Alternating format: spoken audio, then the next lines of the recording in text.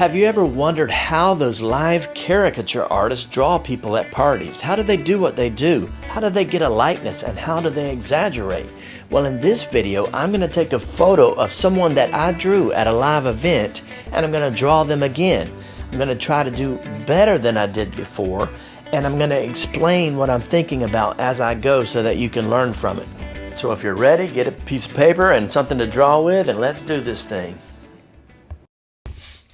Okay, so here we go. I'm going to try and improve and do a drawing that's better than what I did before. But if I do a worse drawing, so be it. I'll learn something from that also. And I want to make it even harder for myself. And the way I'm going to do that is I am using absolutely no sketch whatsoever. So here we go. I basically just have to hope it works out. But I'm not going in without a plan. I'm going to imagine, like, this is his head. This is the bottom half of his head. And so you see, I'm not just making it up as I go. I'm trying to imagine this invisible line. But that's going to change as I actually draw the lines on the paper. So let's see what happens. Ooh. And I'm going to try also to exaggerate this. So this is his eye. And in my mind, his eyes are elongated, sort of like a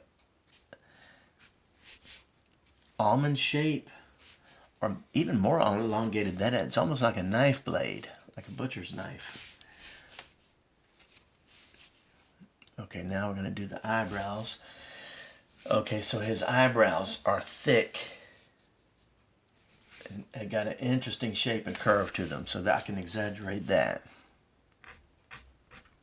This side of his eyebrow is bushy and almost unconnected. And then the hairs get closer together. And that's why I'm drawing an outline for the rest of the eyebrow. And then I can just fill in this outline. That might be a way to cheat though, but it's my drawing, so I can cheat on it if I want to. But you see how his eyebrows are kind of totally unconnected on this side, and then they're so close that they almost form a solid shape. Okay, so now his eyes are fairly close to, relatively close together. Here's a bridge of his nose just to help me not get lost. That's the eye socket, and then here we go.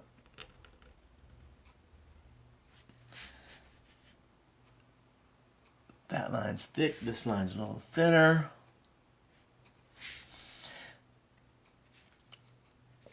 You see what I mean? It's sort of like a knife blade. It's not like a perfectly round eyeball. And if you notice, he's got dark eyes, so the way I'm drawing it is I'm just adding a tiny little highlight and then just filling it in with ink, total black. Once again with the disconnected hairs, and I'm looking at this eyebrow, and I'm looking at the space underneath, or the space between the eyelid and the eyebrow.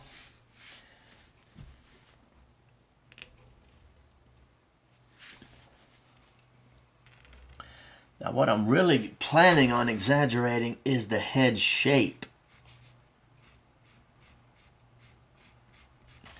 But in my mind, the second major shape that has to be exaggerated is the T shape, which is his eyes and nose together.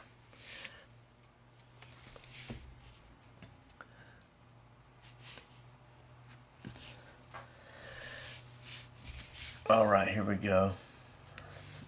And so, like, the most important shape to exaggerate is the head shape, but I'm not drawing that first because I've got no sketch. So, his nose. Now,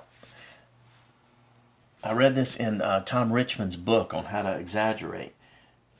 And I also read it somewhere else, but you can look at the nostrils. On a normal, average face, they line up with the tear ducts here and here, but his nostrils come out to about here. And so that means it'd be considered a wide nose in my mind. And then you also look at the nose, how far it is to the chin. So from here, I mean, this is smaller, so it's going to, in other words, the distance from of the nose is smaller than the distance of the bottom of the nose to the chin. So that means it's short and wide. So that is a way I can exaggerate it. So, I mean, I could make his nose giant like this. What if we do that? Just for this video. I normally never draw in this style, but because it's this video and it'll be fun, let's do it. I mean, I even could have went further than this.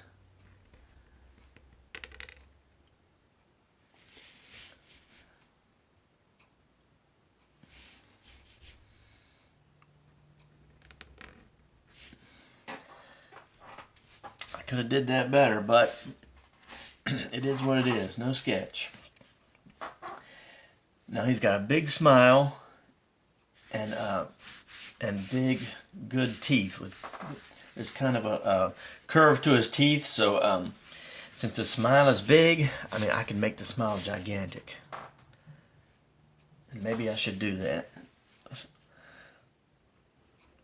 There are some artists that I used to work with, and I still see them sometimes on social media, and they are really great at drawing giant smiles.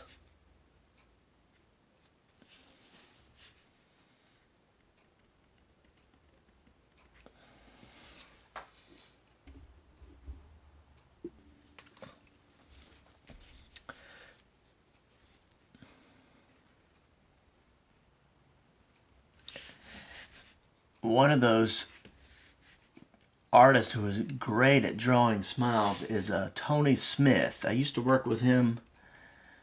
I actually met him, I think, at a caricature artist convention, and then I worked with him for a little bit at Disney's Animal Kingdom. But there is another one that's great at drawing big smiles, and that is Dave Smith. So it's hilarious. Two artists that I know with the last name of Smith, both of them are great at drawing big smiles. So I'm going to try to draw a Smith smile.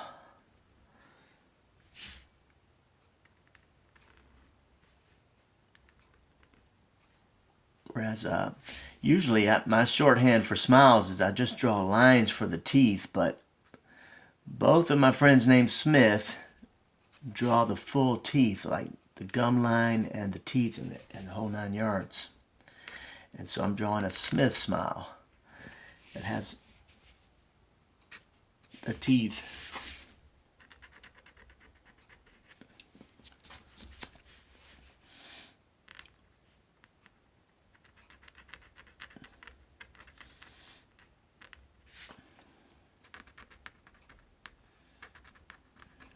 I'm just making this up as I go. This is supposed to be his teeth and his tongue there. Maybe I'll put some little hatching so that it puts a shadow on his tongue that causes the teeth to pop out. Okay, here we go. Okay, now we've got this cheek muscle. And I'm trying not to just draw random lines, but I'm trying to think of the cheek muscle here and just put a few lines to just indicate that it's there. Because if I just draw random lines, they don't line up with each other and it doesn't look right. Okay, now the mustache. It's got an interesting shape to this mustache. A triangle here and then another triangle.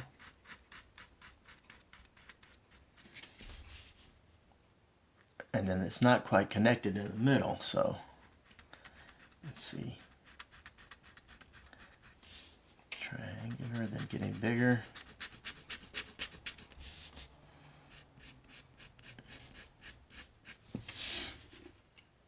All right, now under the lip hair.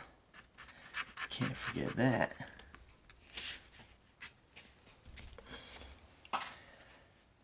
Okay, now we got to put the glasses on there.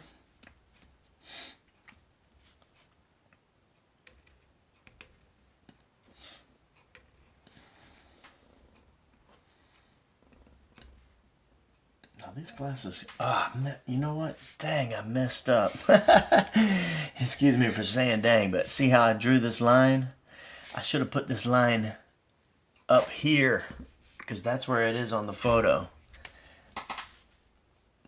Oh well, no sketch, so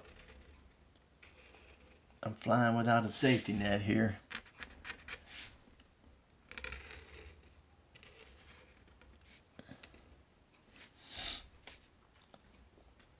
And I'm going to try to mimic as much as I can the shape of these glasses. I don't want to draw generic glasses, because each glass frame has its own shape, and sometimes that shape will enhance the likeness of the person.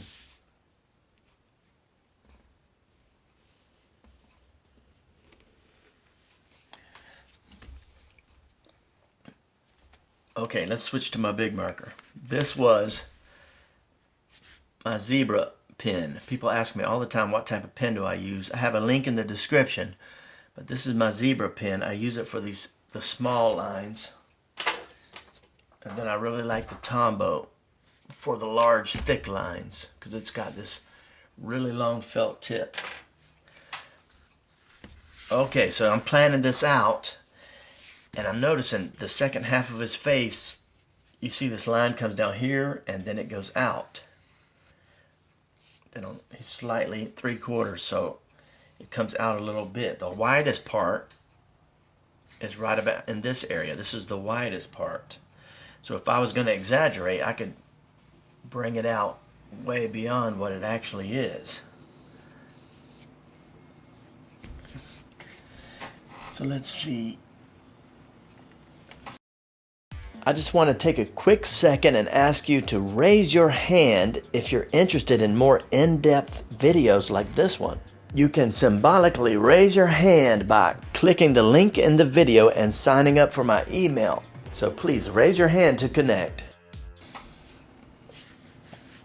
Let's anchor the whole thing with his chin first.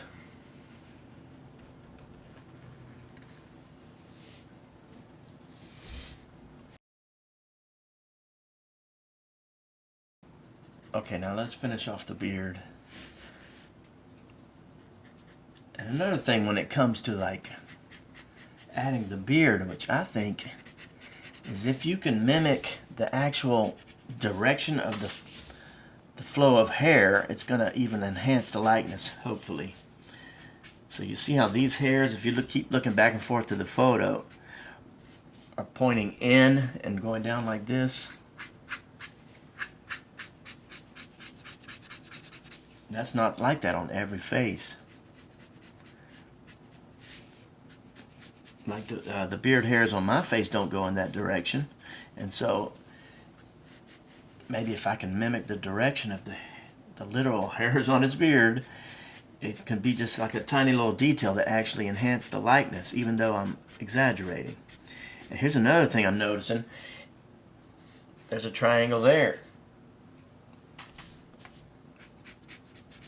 You see that triangle shape created by the beard hairs? So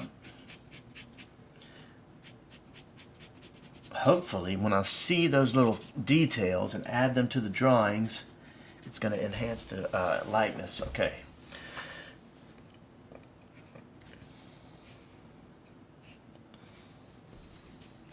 Alright, the ears are low. Let's see.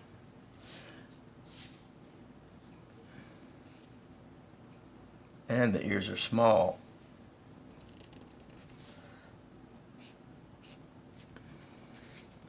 I want to make sure they line up.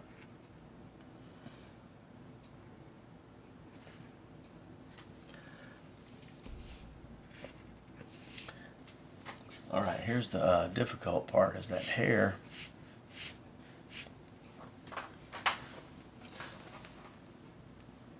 I'm going to raise the camera up a little bit because I'm worried that if I draw the hair I can go outside of the frame of the camera.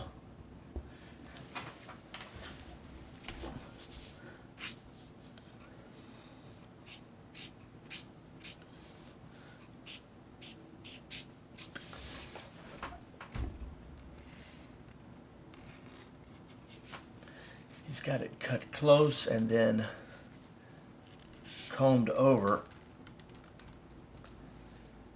to create that bang situation, so it's kind of unique.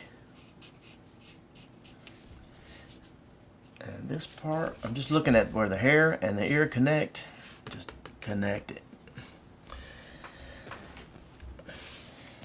Now we got to make this hair work. All right.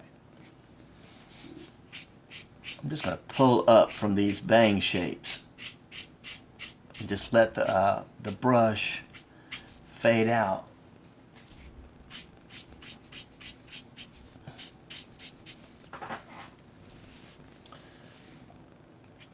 Let's see.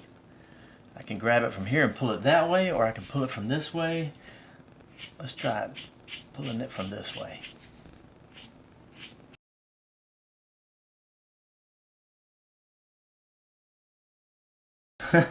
Not sure it looks good, but whatever.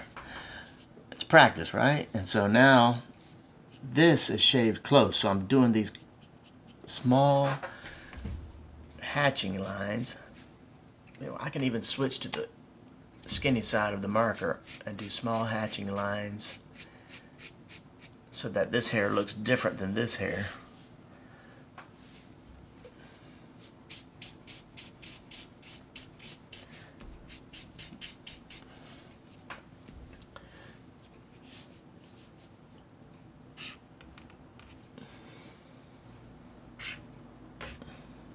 Add a neck, maybe a little bit of shadow underneath his neck.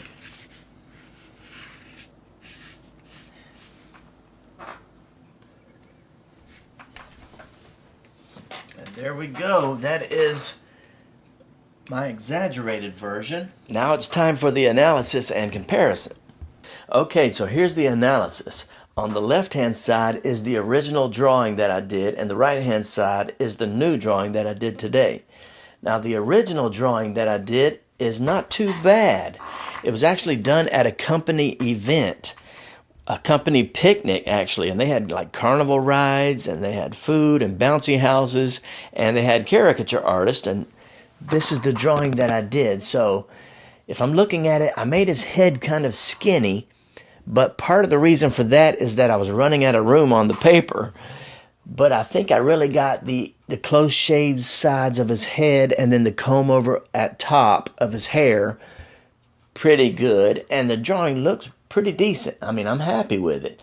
But the drawing I did today I think is much better, and I was able to focus on the head shape and get a lot more details in the face features. So please do me a favor, if you got value out of this video, please like the video and subscribe to the channel. And if you want to get in on the even higher and deeper levels of value that I got going on for you, please check out the links in the description of the video. And until the next time, I hope you always get better at what you love to draw.